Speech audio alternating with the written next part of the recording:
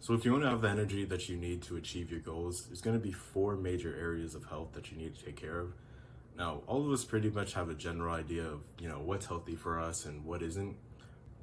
And there's a bunch of stuff that you could research on health or whatever and to have energy, but it gets really confusing. So I just wanted to show the four major things that if you're not taking care of these, you're probably not going to have the motivation and energy you need to achieve your goals. But if you do take care of them, at least on some level, you're going to make a lot more progress.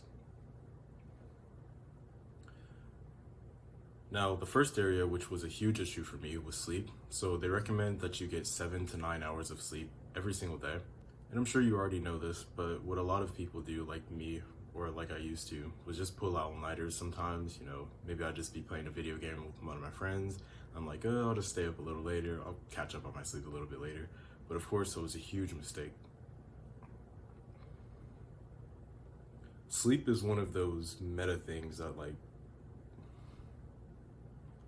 sleep is one of those meta things where it's like it controls and regulates pretty much every part of your life. It regulates, how much you're growing. It regulates how much or how well you can think, how well you can focus, how much you can learn, just literally everything. But the importance of really having a structured sleep schedule never really hit me until I actually made a plan for it. Now, what I tried first is going to sleep really early. That way I could wake up really early in the morning.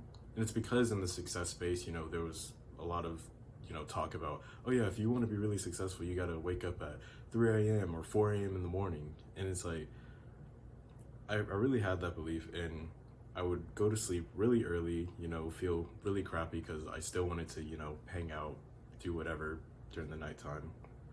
And it really had a tax on my social life, honestly.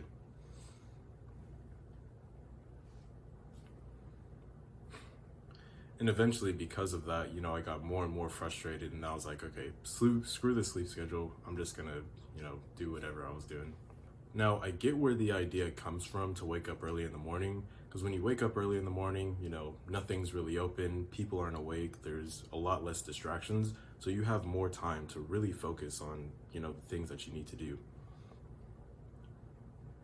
But for most of us, people who have a job, people who go to school, have a general social life, it's just unrealistic to hold that on for a long period of time. So what really helped me, and what I think is the best option, is to set a schedule, just schedule out and block out 8 to 9 hours of sleep in something that you can follow consistently and you could do for the rest of your life. It really does have to be something that you think you could do for the rest of your life, because if it's something so extreme where, you're probably not going to be able to do, some things that you really enjoy in life, it's not going to work. So for me, what I think is a reasonable time is, okay, I could probably go to sleep every day for the rest of my life at 10 p.m. and I could probably wake up a little bit before or after 7 p.m., right? Or 7 a.m. This gives me 9 hours of sleep availability, which is different from, actual sleep.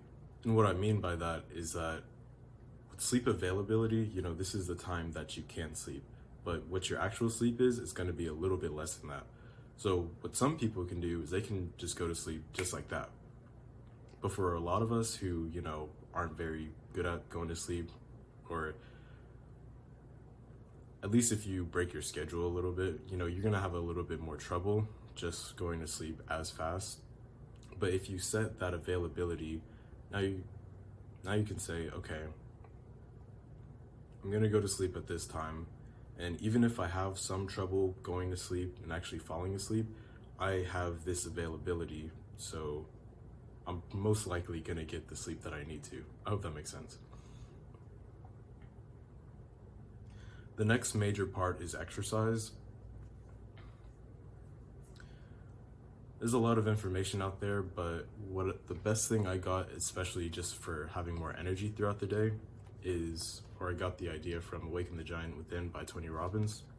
And basically in the book, he was telling, okay, we need 30 minutes every day, or as close to every day as possible, of aerobic exercise. If you know Tony Robbins and you've seen some of his seminars, you know that the guy is really energetic, even at such a old age. He's a really energetic person, so I knew that I had to try this out. And so what I did in the morning is I just like looked up on YouTube, okay, 30-minute aerobic exercise, and I just did that. And at first, for the first 15 to 10 minutes, I was like, oh my gosh, I feel exhausted. But after that point of time, I was feeling really energetic, and I was like, wow, I actually kind of like this. This is kind of fun. But in case you don't know what aerobic exercise is, I'll just explain it to you. So there's aerobic exercise and anaerobic exercise. Aerobic exercise is when you're getting a lot of oxygen into your body, and anaerobic exercise is when you're kind of holding your breath and you can't breathe that well. So an example of aerobic exercise is like jogging outside, maybe swimming or bicycling. And an example of anaerobic exercise is lifting really heavy weights or something like that. Now, the reason that we need aerobic exercise is because we need that oxygenated blood flow throughout our bodies. When you're just lifting really heavy weights, you're not giving yourself the blood flow that you're not giving your body the oxidized blood flow that you need, if that makes sense. Now, this isn't to say that anaerobic exercise is bad for you. It's just to say that even if you are doing anaerobic exercise, you've got to include something that's aerobic. And this point really hit home to me because I would go to the gym, say, every single day for a while, and I would just be hitting weights, right? But afterwards, I'd feel just so exhausted, and like after I got home, I just want to go take a nap. But when I was just doing aerobic exercise, I could jog around the neighborhood for a few minutes, and afterwards, I would just feel like really energetic. So, huge thing, just get 30 minutes of aerobic exercise. Again, it doesn't have to be, too structured. You can do it, you can just jog around, go bicycling, whatever. Just try and make it 30 minutes every day. Next is your food diet, and this part is super, super important. So there's so much research out there about diets and what's healthy, what's not. It can be a headache, honestly, but we all pretty much have a basic idea of what is good for us and probably the things that aren't bad for us or that are bad for us. But a good way of looking at it, and something that I learned from Hamza, is that really processed, heavily processed foods are most likely going to be bad for you, and foods that are the least processed are probably going to be the best ones for you. And to tell if something is really processed or not, if you see the ingredients on something and it like has all of these really weird sciencey names and you have like no clue what it is, it's probably not the best thing for you. Now, on the other hand, if you have something like, say, eggs, well, the only ingredient for eggs is eggs, so that's probably going to be a lot better for you. Now, of course, this isn't perfect because everybody's body is different. There are some foods that I could eat that would be terrible for me and really would drain my energy, but those same foods could be eaten by somebody else and they'd be totally fine. But this does eliminate a bunch of bad stuff from your diet, of course. Also, avoid very sugary foods. If you have that cereal box that has 40 grams of added sugar, avoid that type of stuff. It's a lot of stuff that you really shouldn't be eating. So it's like, okay, well, what can I eat? For me, what I recommend is just eating white meats like chicken and fish. There's also nuts, eggs, fruits, and vegetables. Really simple and the least processed type of food. Of course, you don't have to be perfect with this, but just try and get as least processed as you possibly can. The fourth major part is drinking water, and the recommendation is that we get 8 to 10 glasses every single day. Now, I knew this for a long time, like even since elementary, but I never really took it. I never really was able to do it. Like, it's really hard to drink 8 glasses of water every day.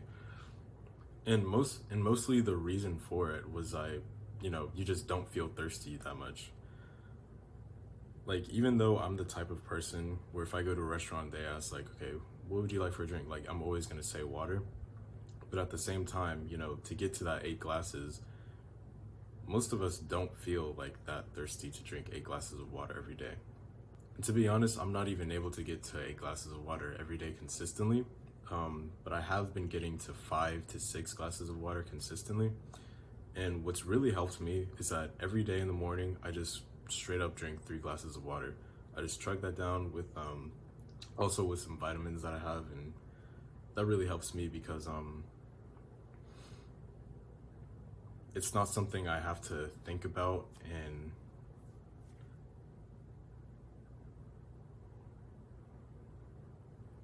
it really helps me because it's just 3 glasses of water in the morning.